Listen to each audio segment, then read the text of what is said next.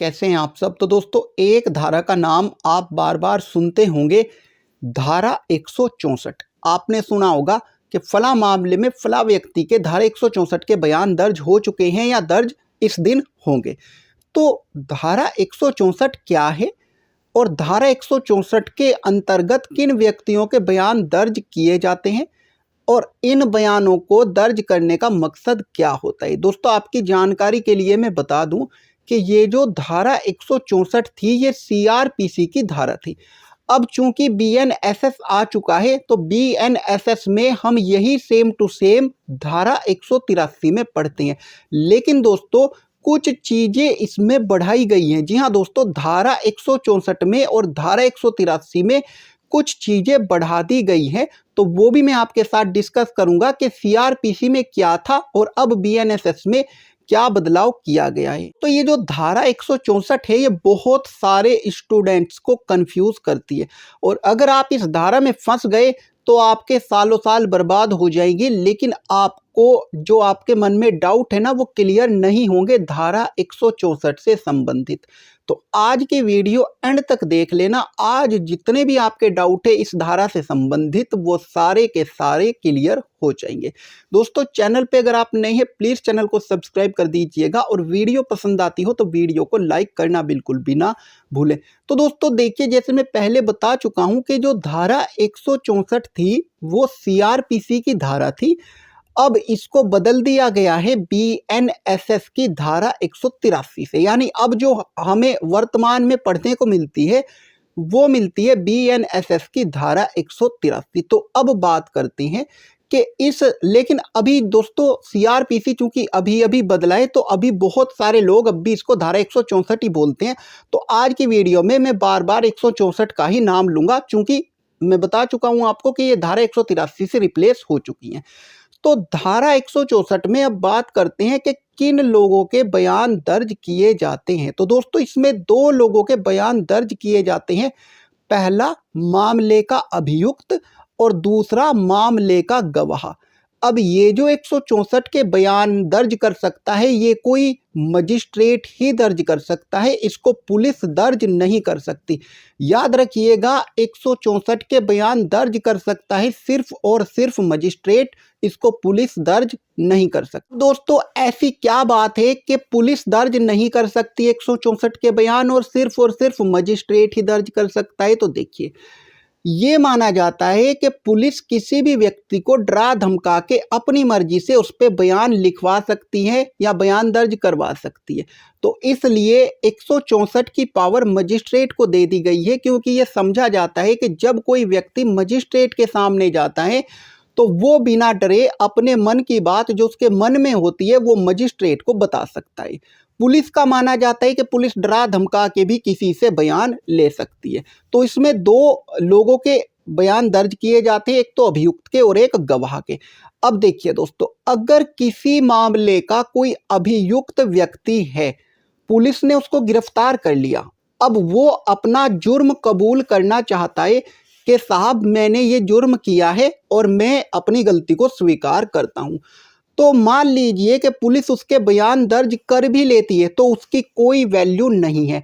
अब जब कोई वैल्यू नहीं है तो उन बयानों का फायदा क्या जो पुलिस ने दर्ज किए हैं, जो उसने जुर्म कबूल किया है उन बयानों का। तो पुलिस क्या करती है कि अभियुक्त को मजिस्ट्रेट साहब के पास ले जाती है और मजिस्ट्रेट साहब के पास जाके उस अभियुक्त का पुलिस बयान दर्ज करवा देती है मजिस्ट्रेट साहब के सामने कि साहब मैंने ये जुर्म किया है और मैं इसको कबूल करता हूं और हाँ ये मेरी गलती है। तो मजिस्ट्रेट साहब उन बयानों को दर्ज कर लेते हैं और बयान दर्ज करने से पहले अभियुक्त को एक वार्निंग देते हैं कि भाई आप सोच समझ करके बयान दीजिएगा, आप किसी दबाव में नहीं है। अगर पुलिस ने आपको डराया धमकाया है तो आप जो बयान सच है वो बयान दीजिएगा, और अगर आप कोई भी बयान देते हैं तो वो आपके खिलाफ इस्तेमाल किया जा सकता है इस मामले में। तो मजिस्ट्रेट एक इस तरीके की वार्निंग अभियुक्त को देता है, और जब मजिस्ट्रेट को लग जाता है कि हाँ भाई इस अभियुक्त के ऊपर किसी प्रकार का कोई दबाव नहीं है और ये स्वेच्छा से अपना जुर्म कबूल कर रहा है। मजिस्ट्रेट साहब उस अभियुक्त के बयान को दर्ज कर लेते हैं और फिर वो जो मजिस्ट्रेट साहब ने बयान दर्ज किए हैं वो उस अभियुक्त के विरुद्ध मामले में इस्तेमाल किए जा सकते हैं। तो ये तो बात थी अभियुक्त के बयान दर्ज करने की। अब इसमें दूसरा जो बयान दर्ज किया जा सकता है वो किया जा सकता है किसी भी गवाह का बयान। अब फिर वही बात आती है कि माना यह जाता है कि पुलिस किसी को भी डरा धमका के कोई भी बयान लिखवा सकती है। तो ये माना जाता है कि भाई कोई भी गवाह है, अगर वो उस मामले से संबंधित किसी तथ्य को जानता है, जैसे किसी गवाह ने हत्या होते हुए देखी, तो वो एक आई विटनेस हो जाता है।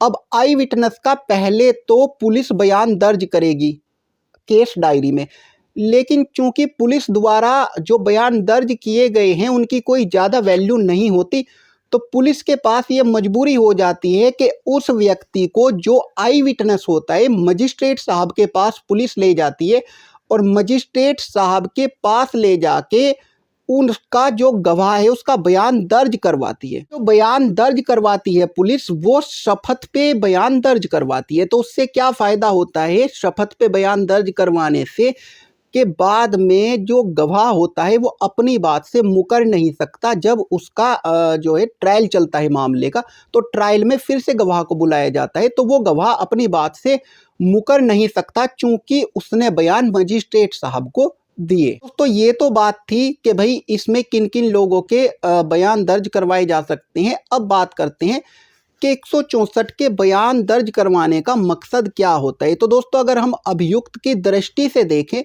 तो इसमें अभियुक्त की दृष्टि से अगर हम बात करें तो इसका ये मकसद होता है कि अभियुक्त अगर अपना जुर्म कबूल करना चाहे तो चूंकि वो पुलिस को अगर बता भी दे तो पुलिस द्वारा लिखे गए बयान की कोई वैल्यू नहीं होती, तो पुलिस मजिस्ट्रेट के पास ले जाती है और मजिस्ट्रेट जब उसका जुर्म कबूल करने का स्टेटमेंट लिखता है तो वो मामले में इस्तेमाल किया जा सकता है। दूसरा गवाह के भी मामले में सेम टू सेम यही बात है कि पुलिस द्वारा दर्ज किए गए किसी भी गवाह के बयानों की कोई ज़्यादा वैल्यू नहीं होती। मजिस्ट्रेट साहब जो किसी भी गवाह के बयान को दर्ज करते हैं उसकी बहुत ज़्यादा वैल्यू हो जाती है।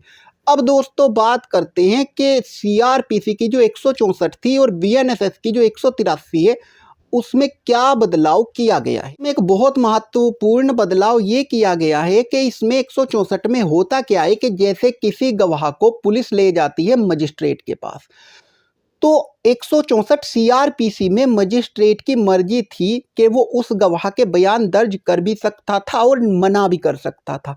लेकिन अब बीएनएसएस में ये बदलाव कर दिया गया है कि अगर पुलिस किसी ऐसे अपराध के गवाह को ले जाती है 10 साल या 10 साल से ज़्यादा के दंड से उसको दंडित किया जा सकता है अपराधी को। जैसे मान लिया कि कोई हत्या हो गई और हत्या का कोई आई विटनेस है, तो हत्या 10 साल या 10 साल से ज़्यादा का हत्या के मामले में दंड दिया जा सकता है।